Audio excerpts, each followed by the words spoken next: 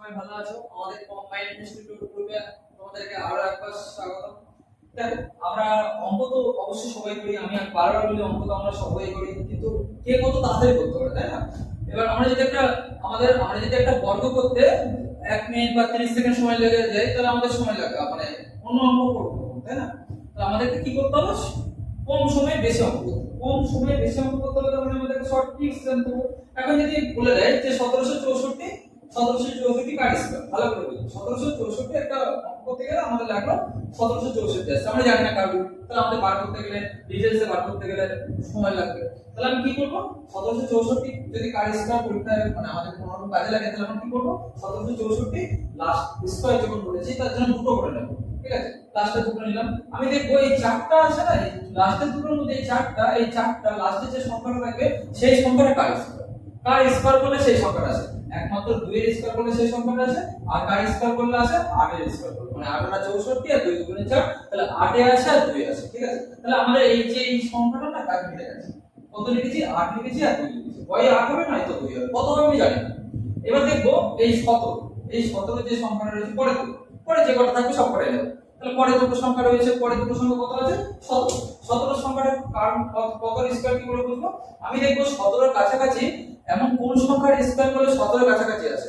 তাহলে 17 4 এর স্কয়ার কত? 16। তাহলে 17 এর কাছাকাছি মানে 17 থেকে অবশ্যই ছোট হতে হবে, হ্যাঁ?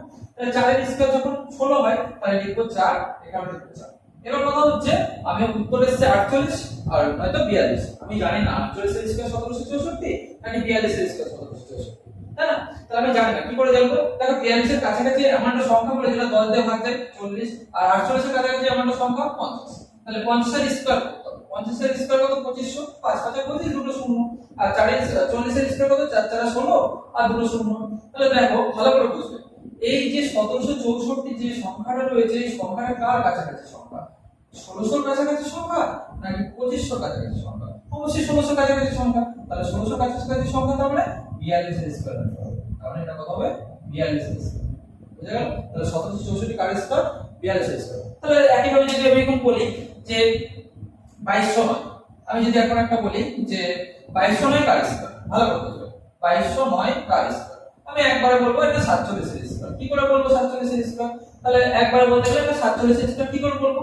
তাহলে কত কি করব? আমি বলেছি যে আমাকে দুটো ভাগে ভাগ করে নেব, প্রথমত দুটো নেব, স্কয়ার যেহেতু দুটো নেব, তারপরে যে কটা থাকে। তো আমার এখানে কত আছে? 2209 আছে। তো 2209 09 রয়েছে, 09 9 কিভাবে হয়? হয় 3 এর স্কয়ার হয়, 3 এর স্কয়ার 9 আছে, আর 7 7 49 মানে 7 এর স্কয়ার 49 আছে, মানে 7 এর স্কয়ার হয়, তাই না? 3 এর স্কয়ার হয় মানে 9 কে স্কয়ার মানে রুট যখন করব 9 রুট কত হয়? 3 হয় আর 7 হয়, তাই না? ভালো করে বুঝতে, 3 হয় আর 7 হয়। তাহলে 9 এর এই কোণের কাজ মিটে গেছে। এখন থাকলো কত? 22। 22 কার স্কয়ার কাছাকাছি? 4 এর স্কয়ার 16, 5 এর স্কয়ার 25। ভালো করে বুঝবে, 4 এর স্কয়ার 16, 5 এর স্কয়ার 25। তাহলে 25 নেওয়া যাবে না, কারণ 22 এর থেকে বেশি হয়ে যাচ্ছে। আমি বলেছি 22 এর থেকে কম নিতে হবে। তাহলে 4 এর স্কয়ার 16, তাহলে 4 নেব। এটাও 47, এটা কত? 43। তাহলে কি করে বুঝবো যে 43 হবে নাকি 47 হবে? আমি কি বলেছি? 43 এর কাছাকাছি কোন সংখ্যা আছে? 40 10 দিয়ে ভাগ করা যায়, আর 50 47 এর কাছাকাছি 50 যেটা 10 দিয়ে ভাগ করা যায়, তাহলে এটাকে স্কয়ার করব। 40 এর স্কয়ার কত? 1600, আর 50 এর স্কয়ার কত? 2500। তাহলে এবার দেখবো যে 1600 এর কাছে এটা না 2500 এর কাছে এটা। দেখো 1600 থেকে 600 বেশি, 2500 থেকে মাত্র 300 ডিফারেন্স, মানে 300 সামথিং, মানে 297 297 না 291 ডিফারেন্স, মানে 200 300 কাছাকাছি, এটা কত? 600। তাহলে 600 তার মানে অবশ্যই 47। বুঝা গেল কি বললাম? তাহলে চলো নেক্সট একটা দেখা যাক।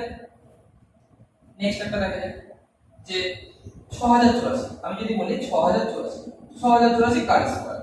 6084 কার স্কয়ার মানে 6084 বর্গমূল, তাই না? তো নিজেরা করো, বলো কি করব? আমি বলেছি লাস্টে দুটো নেব, লাস্টে দুটো সংখ্যা, লাস্ট সংখ্যা কি আছে? 4। 4 কত স্কয়ার করলে হয়? 2 এর স্কয়ার করলে 4 হয়। আর কত হয়? যে 8 এর স্কয়ার করলে 4 হয়, 8 এর স্কয়ার 64, 8 এর স্কয়ার করলে 4 হয়, আর 2 এর স্কয়ার করলে 4 হয়, তাই তো? তাহলে আমি কি বলেছি? 6084 বর্গমূল করলে কত হয়? আর স্কয়ার করলে 6084 হয়। তাহলে এটা 2, আর এটা কত আছে? 8, 2 আর 8। তো আমি কি বলেছি? লাস্টের দুটো, তাই তো? লাস্টের দুটো নিয়ে নিয়েছি, লাস্টের দুটো কাজ হয়ে আছে, বাকি থাকছে 7। তাহলে 7 কি করব? ভালো করে 7 কি করব? কার স্কয়ার করলে 60 এর কাছাকাছি আসে, কার স্কয়ার করলে 60 এর কাছাকাছি আসে বলো? যে 8 এর স্কয়ার 64, 8 আর 64 আর 7 7 49, 8 আর 64 60 এর কাছে কিন্তু 60 এর থেকে বেশি হয়ে যাচ্ছে, তাহলে নেওয়া যাবে না। আমি বলেছি যে 60 এর থেকে কম হতে তাহলে 7 7 49, তাহলে 78 হতে পারে আর নয়তো 72 হতে পারে। এবার আমি জানি না যে 78 হবে না 72 হবে। 78 এর কাছাকাছি স্কয়ার কত? 80, মানে 78 এর কাছাকাছি সংখ্যাটা 80 যেটা 10 দিয়ে ভাগ করা যায়, আর 72 এর কাছাকাছি সংখ্যাটা হচ্ছে 70 যেটা 10 দিয়ে ভাগ করা যায়।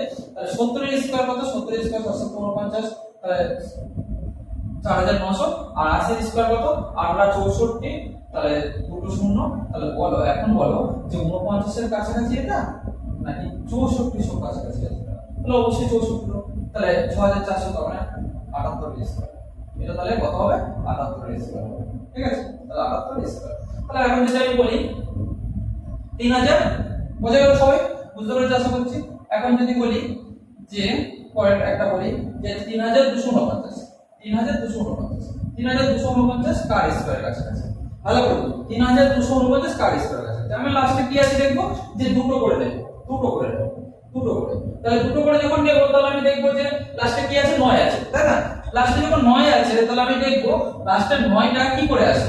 কার স্কয়ার করলে 9 আসে। তাহলে আমি জানি 3 এর স্কয়ার করলে 9 আসে আর 7 এর স্কয়ার করলে 9 আসে। আমি কি বলেছি? আমি এই দুটোর মধ্যে দুটো সংখ্যা নেব না, আমি নেব শুধু লাস্ট সংখ্যাটা।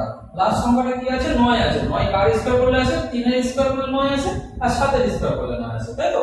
তাহলে 3 আর 7 নিয়ে নিয়েছি। তাহলে এবার বাকি আছে কি? 32। তা 32 থেকে কার স্কয়ার কাছাকাছি, অবশ্যই সেটাকে 32 এর থেকে ছোট হতে হবে। তাহলে 5 এর স্কয়ার 25 আর 6 এর স্কয়ার 36, তাহলে 32 এর থেকে বেশি হয়ে যাচ্ছে 6 এর স্কয়ার, তাহলে 5 এর স্কয়ার 25, তাহলে 57 হতে পারে আর নয়তো 53 হতে পারে। আমি জানি না 57 হবে না 53 হবে, আমি জানি না, কিন্তু আমি জানি 57 কাছাকাছি 60 যেটা 10 দিয়ে ভাগ করা যায়, আর 53 কাছাকাছি 50 যেটা 10 দিয়ে ভাগ করা যায়। তাহলে 50 এর স্কয়ার কত? 2500, আর 60 এর স্কয়ার কত? 3600। তাহলে এইভাবে আমি বলতে পারি যে এইটা থেকে এটা ডিফারেন্স কম নাকি এইটা থেকে এটা ডিফারেন্স কম। তাহলে নিশ্চয়ই এটা থেকে এটা ডিফারেন্স কম, কাছাকাছি পড়েছে 3200 কাছে নিশ্চয়ই 3600, তাহলে 57 এর স্কয়ার অ্যানসার হবে। তাহলে অ্যানসার কত? এটা 57 এর স্কয়ার। বুঝে গেল? বোঝা গেল? তাহলে এবার যদি আমি বলি, ভালো করে বুঝবে, যদি আমি বলি যে একই ভাবে আমি যদি বলি 1936 এর স্কয়ার কত? আমি যদি বলি 1936 এর স্কয়ার কত? যে 1936 এর স্কয়ার, তাহলে 1936 স্কয়ার না, 1936 এর বর্গমূল কত? মানে 1936 কার স্কয়ার। একই কথা, 1936 কার স্কয়ার। তাহলে আর বর্গমূল চিহ্নটা দিয়ে আল্লাহ দরকার নেই, 1936 কার স্কয়ার, তাই না?